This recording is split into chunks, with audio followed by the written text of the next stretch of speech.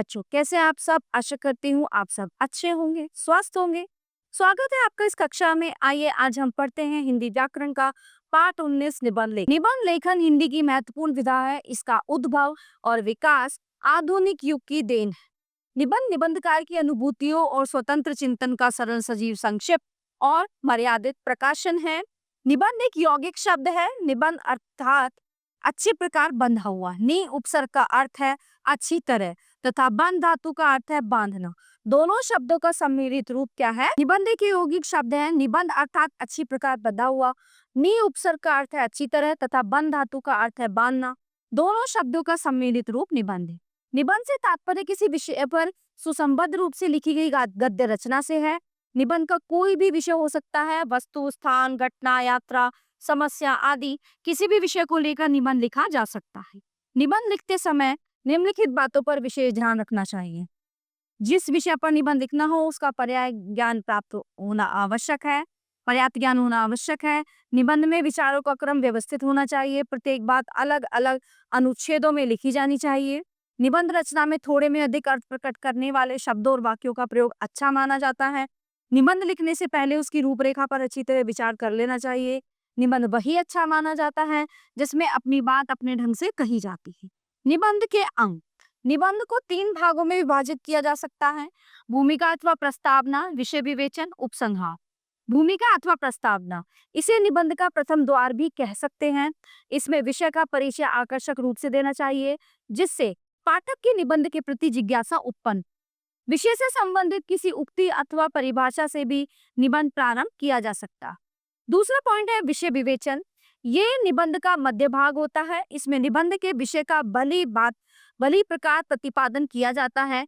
जो विचार भूमिका अथवा प्रस्तावना में सूक्ष्म रूप से दर्शाए जाते हैं उनका विस्तार निबंध के मध्य भाग में होता है। यहाँ बात को तार्किक रीति से कहा जाना चाहिए। इस भाग में विचारों की क्रमबद्धता का ज्ञान भी आवश्यक होता है क्योंकि यह भाग प्रस्तावना तथा उपसंहार को मिलाने वाला होता है।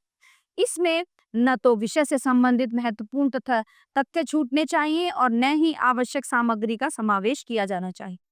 उपसंहार, ये निबंध का अंतिम भाग होता है।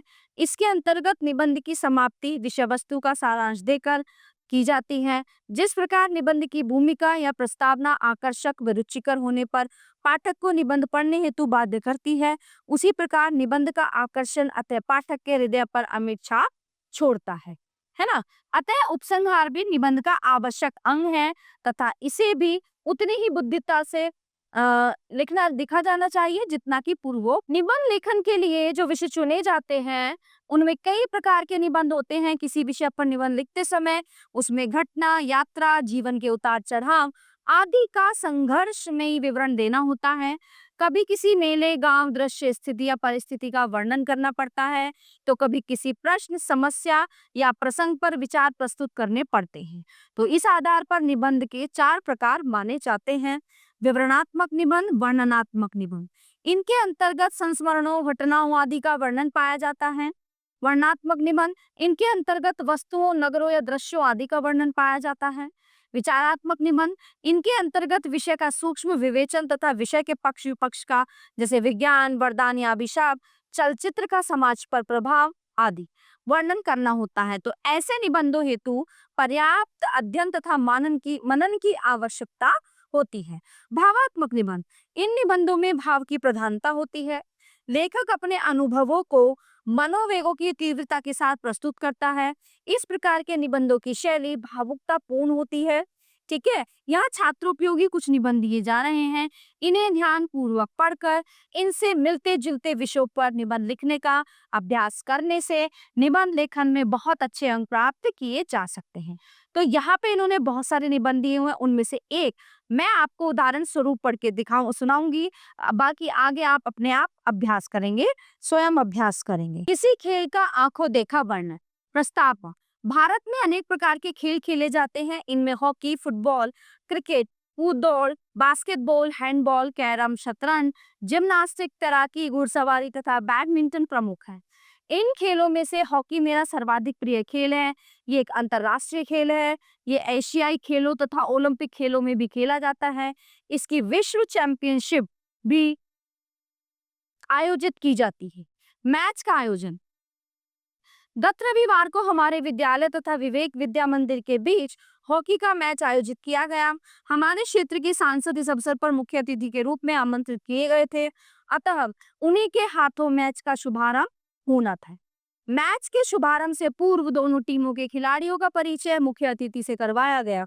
अब मैच का प्रारंभ। दोनों टीमों के छात्रों ने अलग अलग रंग की पोशाक पहन रखी थी। हमारे विद्यालय के खिलाड़ी नीली बनियान और सफेद नेकर पहने हुए थे तथा विवेक विद्या मंदिर के खिलाड़ी पीली बनियान तथा नीला नेकर पहने हुए थे। इससे उन्हें पहचानने में कठिनाई नहीं हो रही थी। सभी खिलाड़ियों के मुख पर विजय की आशा और खेलने का उत्साह झलक रहा था। सभी खेल प्रारंभ होने और अपना कौशल दिखाने की ताक में थे। निर्णायक की सीटी बजते ही दोनों टीमें खेल के लिए तैयार हो गईं। मैच पूर्व निश्चित कार्यक्रम के अनुसार ठीक 2 बजे प्रारंभ हो गया। गेंद इधर से उधर खिलाड़ियों की स्टिकों से टकराने लगी। दर्शक बार बार तालियां बजाकर उनके उत्साह को बढ़ाने लगे। खेल आरंभ हुए मुश्किल से 5 मिनट हुए होंगे कि हमारे विद्यालय की टीम का पलड़ा भारी दिखाई देने लगा। वे कुशलता पूर्वक गेंद को अपने अधिकार में प्राप्त कर विवेक विद्या मंदिर के गोल की ओर बढ़ने लगे। गेंद इधर से उधर इतनी तेजी से फेंकी जा रही थी कि निर्णायक के लिए ये अनुमान लगाना कठिन हो रहा था कि गेंद अब कहां और किसके पास है। परंतु जैसे ही गेंद विवेक विद्या मंदिर की सुरक्षित डी तक ले जाई गई, उनकी टीम की रक्षा पंक्ति एक खिलाड़ी आगे बढ़ा और पंक्ति का एक खिलाड़ी आगे बढ़ा और गेंद को विपक्षी खिलाड़ियों से छीनकर उसे इतने जोर से हिट किया कि वो मैदान के दूसरे भाग में दिखाई देने लगी। इस प्रकार गोल होते होते बच गया। अब विवेक विद्या मंदिर की टीम के अग्रिम पंक्ति के खिलाड़ी कुछ तेजी में आए। उन्होंने गेंद विरोधी टीम के हाथों में पड़ने ही नहीं दी और गेंद को बचाते हुए गोल की ओर बढ़ने लगे। इतने में पीछे से खिलाड़ी आया, वो इतनी तेज गेंद पर लपका कि पता नहीं चला वो कहाँ गई। दूसरे ही क्षण वो पुनः विवेक विद्या मंदिर की टीम के क्षेत्र में था। तभी निर्णायक ने लंबी सीटी दी और खेल कुछ समय के लिए बंद हो गया। अब मध्यांतर था, दोनों टीमों के खिलाड़ी पानी पीने लगी। मध्यांतर के बाद का खेल। मध्यांतर का समय समाप्त होते ही निर्णायक ने पुनः सीटी दी। सीटी बजते ही दोनों टीमें खेलने के लिए एक दूसरे के सामने आ गई। इस बार फिर हमारी टीम के खिलाड़ी गेंद को लेकर फुर्ती से आगे बढ़ने लगे। टीम का कप्तान रोहित कई खिलाड़ियों को चकमा देकर गेंद निकालता हुआ ले गया। आखिर विरोधी टीम को छकाता हुआ वह विरोधी दल के गोल पर पहुंच गया। विरोधी टीम के गोलची ने गेंद को पकड़ने का प्रयास भी किया, परंतु वह गोल करने में सफल हो गया। गोल होते ही हमारी टीम के खिलाड़ियों का उत्साह दुगना हो गया। विवेक विद्या मंदिर की टीम के खिलाड़ी अब संभल कर खेल रहे थे। दोनों पक्षों ने इसी बीच एक दूसरे पर गोल करने की बहुत कोशिश की, परंतु सफल न हो सकी। समय हो चुका था। निर्णायक ने सीटी बजाकर समय समाप्त होने की सूचना दी। खेल समाप्त हो गया। हमारे विद्यालय की टीम ने एक गोल से ही मैच जीत लिया था। उपसंहार। हॉकी का यह मैच बहुत अच्छे स्तर का था। एक एक खिलाड़ी ने इसे जीतने की जी तोड़ कोशिश की। क्षेत्र के प्रत्येक खेल प्रेमी ने इसकी प्रशंसा की। दर्शकों ने ऐसा मैच आयोजित करने के लिए प्रबंधकों का उत्साह बढ़ाया। खेल या मैच वास्तव में जीवन के लिए बहुत उपयोगी होते हैं। इनसे पारस्परिक भ्रातृ भावना बढ़ती है। खेलों से सहयोग की भावना उत्पन्न होती है। शारीरिक बल तथा नैतिक भावों की वृद्धि होती है। स्वस्थ व्यायाम, सुंदर स्वास्थ्य एवं स्वस्थ मनोरंजन से जीवन आनंदपूर्ण होता है। ठीक है, तो प्यारे बच्चों, मैंने आपको एक निबंध समझा दिया है। अब आगे और भी निबंध हैं जो आपको स्वयं पढ़ने हैं और इनकी प्रैक्टिस आपको घर पे करनी है, इनका अभ्यास करना है अच्छे से। और यहाँ पे कुछ देखिए, कुछ यहाँ पे जो है टॉपिक दिए हुए हैं, कुछ विषय दिए गए हैं निबंध के, तो ये आपको लिखने हैं और अच्छे से इन पे काम करना है। ठीक है, तो ये निबंध पाठ हमारा यहीं पे समाप्त होता है। आशा करती हूँ ये पाठ आपको बहुत अच्छे से समझ आया होगा। मिलते हैं अगली कक्षा में। धन्यवाद।